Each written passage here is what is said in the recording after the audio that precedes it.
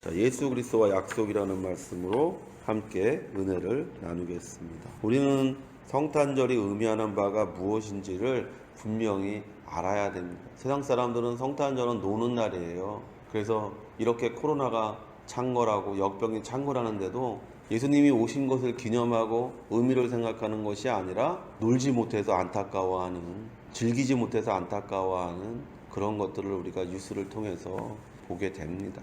문제는 믿지 않는 자가 생각하는 것처럼 믿는 자도 동일하게 그렇게 한다는 거죠. 성탄이 마치 하루를 즐겁게 노는 날이라고 생각하는, 또는 연말연시에 며칠을 시간을 내서 자기 자신의 어떤 즐거움을 위해서 쓰는 그런 시간이라고 착각하는 사람들도 많이 있지요.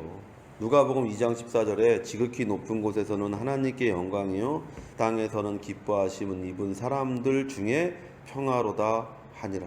예수님이 이 땅에 오신 것을 목자들이 노래할 때 두 가지를 노래하는데, 하나는 하나님한테는 영광이라는 것이죠. 둘째는 우리한테는 평화를 주시기 위해서 예수님께서 이 땅에 오셨다는 것이죠. 성탄의 의미는 하나님의 영광이 드러나는 것이고, 둘째는 우리 가운데 평화를 가져오시기 위해서 예수님이 이 땅에 오셨다는 것이죠. 하나님과 우리와의 평화, 사람과 사람과의 평화를 주시기 위해서 예수님이 이 땅에 오신 것이 바로 성탄이 우리에게 의미하는, 성탄절이라고 하는 그 한날이 우리에게 의미를 던지는 내용이라는 것입니다. 하나님의 아들이 사람으로 이 땅에 오셨다는 것이 성탄입니다. 요한복음 3장 10절에 하나님이 세상을 이처럼 사랑하사 독생자를 주셨으니 이는 저를 믿는 자마다 멸망치 않고 영생을 얻게 하려 하심이리라. 그럼 진정한 성탄의 의미는 무엇일까요? 그건 바로 하나님의 약속이라는 거예요. 하나님이 우리에게 약속하신 것이 이루어진 것을 우리가 성탄절이라고 말할 수가 있는 것이죠. 우리를 죄악에서, 그 죄의 결과에서 구원하시려는 하나님의 약속의 실현입니다. 무엇에 대한 실현? 에덴에서 우리가 놓쳤던 모든 것들, 그 낙원에서 우리가 쫓겨나면서 받은 그 약속이 이제 실현되어졌다. 다시금 우리가 낙원에 돌아갈 수 있고 낙원에서의 그 복된 삶을 살 수 있다라고 약속했던 그 약속의 말씀이 예수 그리스도가 이 땅에 오심을 통해 우리에게 실현되어지는 것을 성탄이라고 말할 수 있다는 거예요. 첫째로 하나님은요, 약속을 통해 행하신다는 거예요. 예수님이 이 땅에 나시고 사시고 행동하시고 죽으시고 부활하신 모든 것은 성경에 기록된 대로입니다. 고린도전서 15장 3절에서 내가 받은 것을 먼저 너희에게 전하노니 이는 성경대로 그리스도께서 우리 죄를 위하여 죽으시고 장사 지낸 바 되셨다가 성경대로 사흘 만에 다시 살아나사. 성경이 뭡니까? 약속이잖아요. 그래서 우리가 구약, 오래된 약속, 신약, 새로운 약속. 그래서 성경은 약속이라는 것이죠. 그 약속이 지금 분명하게 지켜진다는 보증, 또는 지켜질 것이라는 보증이 무엇이냐? 바로 예수 그리스도가 이 땅에 오신 성탄이 의미하는 바라는 거예요. 하나님의 움직이심은 어떤 우연이나 운명을 따라 하지 않습니다. 우연이 아니에요. 운명이 아니에요. 하나님의 의지예요. 하나님의 뜻이에요. 세상 사람들은 이 두 가지를 말합니다. 뭐 우연이지. 그렇게 될 수밖에 없는 운명이지. 숙명이지. 그러나 하나님은 우리에게 뭐라고 말하냐면 우연도 아니고 운명도 아니라는 거예요. 그건 무엇이냐? 바로 내 뜻과 의지라는 거예요. 약속은 뭡니까? 두 사람의 뜻과 의지예요. 한 사람이 절대적으로 말하는 것은 약속이 아니에요. 그건 명령이지. 약속이라는 것은 상호 간에 맺어지는 거예요. 그렇기 때문에 상호 간의 약속에 조건이 있는 거예요. 그 조건이 뭡니까? 하나님은 우리에게 구원의 조건을 제시하셨고, 우리는 그 구원의 조건을 믿음으로 말미암아 그 약속이 되어지는 것이고 그 약속이 성취되어지는 것이라고 성경은 우리에게 말하고 있는 것이죠.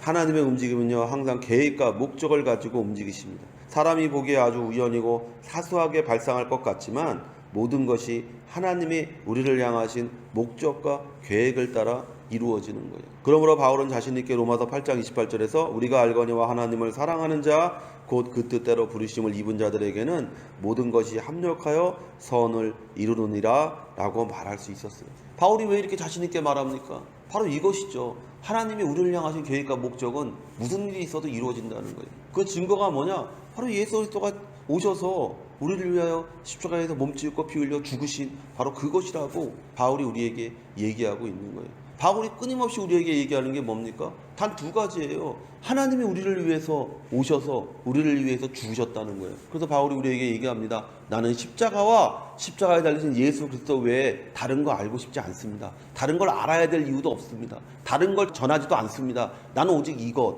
왜요? 이것이 하나님의 계획이고 이것이 바로 하나님의 목적이고 이것이 바로 우리가 유일하게 구원받을 수 있는 길이고 우리가 유일하게 하나님 나라에 들어갈 수 있는 길이고 우리가 유일하게 정말 사람답게 살 수 있는 길이라는 것이 하나님이 예수를 이 땅에 보내신 것은 우연한 사건이거나 임시로 만들어진 방법이 아닙니다. 이미 창세기에서 인간이 타락한 이후에 아니 창세 이전에 하나님은 예수 그리스도를 예비하고 계셨습니다. 골로새서 1장 26절에서 27절에 이 비밀은 만세와 만대로부터 오므로 감추었던 것인데 이제는 그의 성도들에게 나타났고 하나님이 그들로 하여금 이 비밀의 영광이 이방인 가운데 어떻게 풍성한 것을 알게 하려 하심이라. 이 비밀은 너희 안에 계신 그리스도니 곧 영광의 소망입니다. 영광을 향한 소망, 바로 예수 그리스도라는 거예요. 창세전에 이미 이것이 예비되어졌다는 거예요. 인간이 죄를 짓고 구원받을 길을 하나님께서 미리 우리를 위해서 예비하신 것인데 그 예비하신 것이 뭐냐? 바로 예수 그리스도라는 거죠. 그분이 오신 것을 우리가 기념하는 거예요. 야, 이제 끝났다. 이제 죄의 문제도 끝났고 가난의 문제도 끝났고 질병의 문제도 끝났고 죽음의 문제도 끝났다. 우리에게 이제 구원과 영생과 천국과 축복의 길만이 열려졌다라고 증거하는 그 증거가 뭐냐? 바로 이 성탄이라는 것이죠. 그러니까 세상 사람들은 성탄이 먹고 마시 육체를 즐겁게 하기 위해서 먹고 마시는 날이라면 우리 믿는 자에게 성탄이라는 것은 다시 한번 인생이 무엇인지를 생각하는 날이고 다시 한번 우리가 예수 그리스도를 따라가고 있는지 예수 그리스도께서 우리에게 말씀하신 자기를 부인하고 자기 십자가를 지고 주님을 따르고 다시 한번 생각해야 되는 날이라는 거죠. 그리고 그럴 때 우리 삶에 참으로 넘치는 하나님의 축복이 임하는 역사가 나타나게 되는 줄로 믿습니다. 그러므로 예수 그리스도가 오셨을 때 그분은 아무 때나 혹은 아무 장소에 오신 것이 아니라 성경에 예언되고 성경에 지시된 곳에 오신 것입니다. 갈라디아서 4장 4절에 때가 차매 하나님이 그 아들을 보내사 여자에게서 나게 하시고 율법 아래에게서 나게 하신 것은 예수 그리스도는 약속을 따라 오셨습니다. 예수 그리스도는 하나님의 계획과 목적 아래 이 땅에 오셨습니다. 성도 여러분, 지금 여러분이 있는 장소, 여러분과 함께 있는 가족, 여러분을 둘러싸고 있는 환경이 우연히 혹은 나의 의지에 의해 주어진 것이라고 믿는다면 여러분의 삶에 하나님의 영광이 나타날 수가 없는 거예요. 내 중심이 되면 거기에는 죄가 있는 거예요. 선악과를 먹는 것이 왜 죄가 되는지를 가만히 생각해 보세요. 마귀가 우리에게 힌트를 줘요. 뭐라고 되냐? 저걸 먹으면 하나님처럼 된다. 내 의지로, 내 뜻으로, 내 생각으로 무엇인가가 이루어졌다라고 생각하는 순간 거기에는 지옥이 펼쳐지는 것이고 거기에서는 여러분이 육체적으로는 부유하고 육체적으로는 쾌락을 즐기는 만족된 삶을 살고 있을지 모르지만 그것이 결국 파멸과 멸망의 시작이라는 걸 잊으면 안 돼요. 우리는 우리의 의지를, 우리의 뜻을, 우리의 생각을 하나님의 말씀에 맞추는 사람이 돼야 돼요. 그럴 때 그 장소가 정말 지독하게 지옥 같은 장소고 그 장소가 정말 지독하게 괴롭고 힘든 장소일지 모르지만 그러나 그것이 축복의 시작이고 그것이 번영의 시작이고 그것이 성공의 시작이고 그것이 안식과 기쁨과 평안의 시작이라는 것을 우리는 분명히 성경을 통해 배우게 되는 거예요. 항상 잊지 말아야 할 것은 내게 일어나는 것은 모두 나를 위해 주님이 행하시는 축복을 의도하시고 행하시는 것이라는 것을 믿고 심차게 최선을 다해 최고를 다해 나아가는 성도가 되시기를 예수의 이름으로 축원을 드립니다. 둘째로 하나님의 약속은요, 가정을 거쳐 이루어지는 거예요. 성도 여러분, 요즘 드라마 중에 욕하면서 보는 드라마라는 것이 있습니다. 막장 드라마죠. 근데 그 막장 드라마의 결론은 그냥 해피엔딩이에요. 막장 드라마 중에서 비극으로 끝나는 드라마는 별로 없어요. 대부분 다 해피엔딩으로 끝나요. 사람들은 그 드라마의 끝이 좋을 거 알면서도 보는 중간에 욕을 해요. 그 겪는 고통을 보면 못 참겠거든요. 근데 끝에 가면 어차피 해피엔딩인 걸 알면서도 욕하면서 보는 거예요. 사람들이 그걸 막장 드라마라고 하는 것이죠.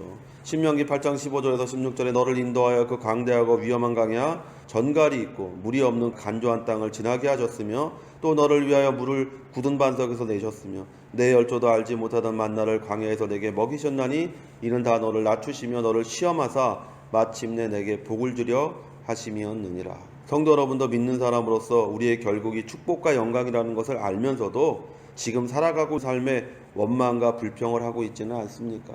내년 이맘때에 내가 얼마나 많은 것을 가지게 될지를 알면 내가 지금 무엇이 없다고 원망하고 불평할까요? 예수 믿는 사람과 믿지 않는 사람의 차이는 뭡니까? 예수 믿는 사람은요, 내일을 아는 거예요. 예수 믿는 사람은요, 죽음 뒤를 알잖아요. 예수 믿는 사람은 내일을 아는 사람이에요. 왜? 하나님이 우리에게 약속하셨으니까. 오늘 일만 염려하면서 살아라. 내일은 내가 책임져 줄게. 하루의 고난은 하루에 족하지 않냐? 뭐 내일 것까지 걱정하냐? 내일은 내가 알아서 맡아서 해줄 테니까 오늘 하루 말씀을 따라 살아라. 순종하며 살아라. 애초에 내가 그렇게 될 줄 알았으면 그때 그런 짓 안 했겠죠. 내일을 알면 내가 오늘 원망하지 않죠. 내일 잘 될 걸 알면 오늘 내가 왜 눈물을 흘리며 낭망하고 실망하겠습니까? 예수를 믿는 사람과 믿지 않는 사람의 차이는 거기에 있는 거예요.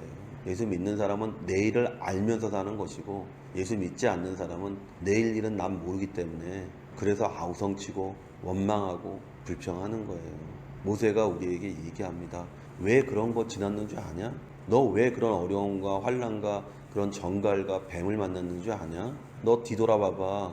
그때 죽을 뻔했지? 그때 너무 힘들었지? 하나님이 그것을 통해서 너를 연단하고 훈련해서 가나안에 들어가기 합당한 사람을 만들려고 그렇게 하신 거야.